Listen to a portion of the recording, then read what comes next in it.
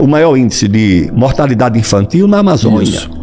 O maior índice de doenças infecciosas na Amazônia. Quando eu vou numa aldeia indígena na Amazônia que voltam, meus amigos médicos dizem, faça um exame de tuberculose que você vem de uma área de alta infestação. O maior índice de analfabetismo, de doenças infecciosas, os piores indicadores de saneamento básico. E dentro da Amazônia, os piores índices entre as populações indígenas. Mostrando que é uma farsa essa ideia de que essas ONGs protegem os índios. Não protegem índio nenhum, protegem os próprios interesses. Vá ver lá os Yanomami, eu fui ver lá de perto, com as costelas de fora, subnutridos, a Índia chorando porque não quer que tirasse lá os arrozeiros que estavam lá produzindo arroz, expulsaram. Eles vêm caminhando, as mulheres grávidas, as índias grávidas, para receber uma atenção no parto, na cidade. Elas vêm andando pelas estradas com aquele barrigão, para não fazer aquele parto antigo que tem que acocorar sem assistência médica. Que é isso, pessoal? Isso é uma coisa desumana. A nossa ministra do Meio Ambiente, a nossa ministra dos Povos Indígenas, a Amazônia é um paraíso. Só que não moram no paraíso. As duas moram aqui em São Paulo, tá certo? Vieram se eleger por São Paulo. Não ficaram no paraíso. O paraíso, para quem é o paraíso? Pois é, gente. Então, assim, a gente analisando aí o vídeo do Aldo Rabelo, né? Aldo Rabelo, que bem sabemos é um comunista, mas assim, eu acho que dentre essa raça desgraçada, eu acho que é um dos mais sensatos, né? Eu acho que ele, por ser do meio, né, e conhecer profundamente como funciona essa máquina de destruição de tudo que toca, né, de assassinato de reputação, corrupção. Então, por conhecer toda essa estrutura maligna, né, dos comunistas, eu acho que é alguém que se apresenta aí realmente justamente para colaborar na exposição, né, dessa ideologia satânica, dessa ideologia nefasta. E aí, especificamente, abordando esse assunto aí que ele está falando para a gente, a questão amazônica, né? Então, a questão amazônica, grande parte dos esquerdistas, desses comunistas, veem como um zoológico de seres humanos, né?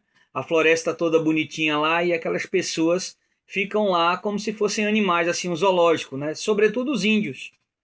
Então, vai muito por essa ideologia, né? Quer ver todo mundo na igualdade em termos de miséria, né? Porque hoje, a população indígena ela detém hoje uma grande porcentagem, né, do território nacional, né, pelas demarcações indígenas. E esses povos eles são impedidos de explorar a própria terra que eles têm. Né? Então, muitas vezes o quê? Muitas vezes essas pessoas querem que o índio fique lá, ainda caçando com arco e flecha, fazendo fogo de lenha. Não querem que o indivíduo cresça, né, que ele tenha acesso às tecnologias que nós temos. E sobretudo que essas populações indígenas elas se desenvolvam economicamente. Existem reservas indígenas aí que têm um alto poder de produção agrícola, um alto poder de extração de minérios, nas mais variadas atividades. Então essas comunidades indígenas são impedidas de atuar, de produzirem, justamente por essas ONGs que são financiadas pelo Estado brasileiro, como também por organizações internacionais, que nada mais visam do que o lucro, né? De obter o lucro ali, de receber recursos nacionais e internacionais para manter os indígenas toda aquela precariedade. E aí a gente vai entender, não é, por que a BR-319 ela nunca é asfaltada, né? Então são quase 900 quilômetros aí de estrada, né? Funcionando na mais alta precariedade, né? Então no inverno torna-se totalmente intransitável, e isso é proposital. Isso é proposital para isolar a Amazônia, né? Então Manaus hoje era para ser uma das capitais mais desenvolvidas financeiramente, economicamente. Por quê? Porque ela está ilhada, ela está isolada. Eu acho que a forma mais rápida de você chegar em Manaus é de avião. De barco dura a eternidade. Na estrada você tem que enfrentar todo aquele lamaçal da BR-319, né, que liga ali o estado de Rondônia a Manaus, né? Então, de Porto Velho a Manaus. Então ali é caótico. É praticamente intransitável, fora o risco que representa. E assim, no tempo daquela pandemia lá, que é a questão dos oxigênios que precisavam chegar por meio de carretas, né, aquela estrada com certeza contribuiu bastante para que houvesse atrasos, né, na entrega dos oxigênios naquele período. Então a gente vê o quanto isso é feito, né, de maneira articulada para promover a miséria, né, para não permitir que certas regiões, que certas cidades não se desenvolvam lá na Amazônia, porque essas ONGs e essas organizações internacionais querem continuar, né, retirando riqueza, e aí tem esses demagogos aí, né, com a ministra Marina Silva e essa pseudo-Índia aí, que usam apenas a imagem da Amazônia, né, da floresta dos índios, apenas para obterem vantagens políticas e financeiras, que essas pessoas são sim financiadas também por essas ONGs internacionais. Então vocês podem ter certeza que é por isso que eles não querem que a Amazônia seja povoada, que a Amazônia seja desenvolvida, que tenha estradas, que tenha ferrovias, não é, que tenham todos esses mecanismos de desenvolvimento. Então isso é uma necessidade muito grande, né? Eu acho que para a gente aqui fica fácil da gente ter acesso a vários serviços, a várias coisas, mas infelizmente você imagina aquelas pessoas, aqueles ribeirinhos, aqueles povos indígenas que moram ali em áreas praticamente isoladas. Então manter a Amazônia isolada, né, despovoada, é um objetivo dessas organizações internacionais, dessas ONGs e desses políticos canalhas brasileiros aí, que só tiram vantagem da miséria, das necessidades, da precariedade dos brasileiros. Então isso é uma vergonha, não é? Então essa Marina Silva, que é financiada por ONG sim, esses políticos de esquerdas, demagogos, não é, que ficam aí explorando a miséria, impedindo o desenvolvimento da Amazônia, das comunidades indígenas e ribeirinhos. Então isso é fácil a gente entender, né? Porque essa precariedade, tudo ali para o lado da Amazônia é de maneira precária. Não tem saneamento básico, não tem saúde. Então tudo isso realmente é negado aos cidadãos brasileiros em nome dessa hipocrisia da esquerda, dessa sacanagem desses comunistas. Então o comunista não presta para nada, nem para jogar no lixo, né? Então assim, eu ultimamente eu ando com tolerância zero com esse tipo de gente. Eu sei que existe aquelas pessoas que realmente se deixam levar pelas mentiras, pelas promessas desses políticos de esquerda, né? Até mesmo por uma certa ignorância, por serem manipulados pela grande mídia ou por não terem um certo aprofundamento político para entender tudo que está acontecendo ao nosso redor. Mas, evidentemente, existem aqueles que são ideológicos, sim, que sabem muito bem para que projeto, para que agenda eles estão trabalhando, né? E a agenda é para destruir o Brasil mesmo. Então, com esse tipo de gente, realmente, o mínimo de contato que eu puder tiver com essas pessoas, para mim é algo que está me fazendo muito bem, sabe? Não ter mais que conviver com esse tipo de gente, de não ter mais que interagir com esse tipo de gente. Então, realmente, é desagradável, porque são pessoas que querem o mal do Brasil, querem o mal das pessoas. Porque quem defende isso, hoje a gente está vendo um absurdo de uma árvore, de um animal, valer mais do que a vida de um ser humano. Então isso materializa muito bem essa visão, né? Hoje a floresta, os animais, os rios estão valendo mais do que a vida de um ser humano. E a gente sabe que a natureza, Deus a criou a natureza para servir à humanidade.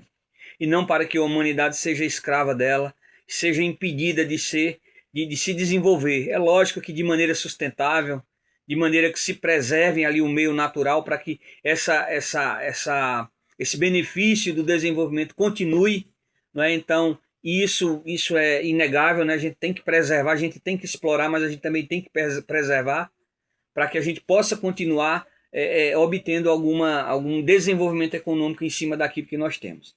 Então é isso, gente. As comunidades indígenas aí realmente são um antro de pobreza, de miséria, né? Porque eles são impedidos de explorarem a própria terra que possuem, né? Então, quanto desenvolvimento não poderia ter em certas áreas indígenas para agricultura, para pecuária, né? Para tantas outras coisas, para extração de minérios, aqueles índios poderem ter uma saúde de qualidade, educação de qualidade, ter acesso a tudo que nós temos, né? Eu acho que é um direito de cada um.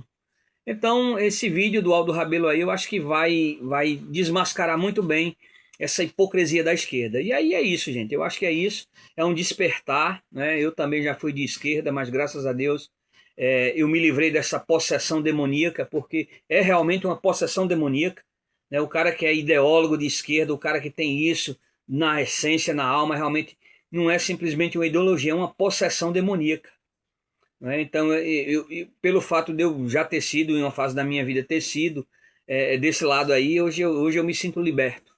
Me liberto dessa ideologia que escrava, que manipula, que traz tanto mal para a vida da gente. Né? Então, fica a dica aí, né? A gente trouxe esse vídeo aí para a gente interagir com ele e, em cima disso, a gente fazer uma reflexão profunda, né? A respeito de toda essa hipocrisia, de toda essa demagogia desse pessoal que não querem o nosso bem, que querem a destruição do Brasil, que utiliza-se o pobre como massa de manobra, e essas pessoas odeiam pobres. Né?